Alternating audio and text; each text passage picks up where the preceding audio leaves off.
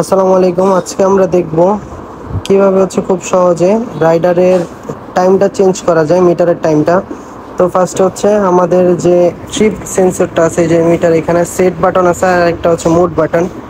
তো ফার্স্টে আমাদেরকে মুড বাটনে ক্লিক করতে হবে। তো মুড বাটনে আমরা ক্লিক করলে আমাদের কিন্তু trip A, F, N A আসবে। তো এতে আসার পরে তখন আমরা কি করব, এই সেট বাটনে না, মোড বাটনে প্রেস করে রাখবো। এই আনুমানিক 5 সেকেন্ড বা 10 সেকেন্ড রাখলে হবে। দেন এখানে টাইম ল্যাপসের একটা অপশন চলে আসবে। দেন আমাদের আবার এটা ছেড়ে আবার ক্লিক করতে হবে।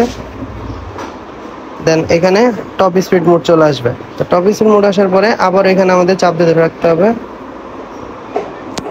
চাপ দিয়ে ধরে রাখার পর আমাদের এখানে টাইমের সেটিংটা ব্লিঙ্ক করতেছে। তো তখন আমাদের কি করতে হবে, সেট বাটনে চাপ দিতে হবে। সেট বাটনে চাপ দেওয়ার সাথে সাথেই আমাদের ঘন্টার কাঁটা লাফাইতে থাকবে, ঘন্টার যে ব্লিঙ্ক করতেছে। তখন আমরা চাইলে এখান থেকে চেঞ্জ করতে পারবো।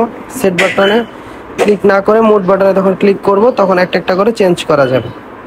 দেন আমরা চেঞ্জ করলাম। দেন আমরা এখান থেকে ঘন্টা কাঁটা থেকে মিনিটের কাঁটা শিফট করার জন্য আমাদের সেট বাটনে ক্লিক করতে হবে।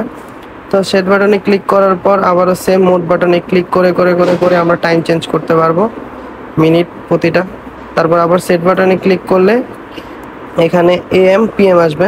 তো আমরা চাইলে যদি চাপ দিয়ে প্রেস করে রাখি, সেই ক্ষেত্রে আমরা চেঞ্জ করতে পারবো, অথবা একটা একটা ক্লিক করেও চেঞ্জ করা যায় এএম পিএম।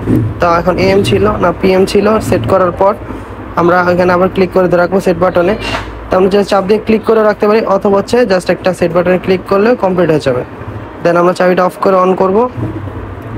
আমরা দেখবো যে এটা প্রপারলি কাজ করছে কিনা। হ্যাঁ, গাড়ি এটা ওকে হয়ে গেছে।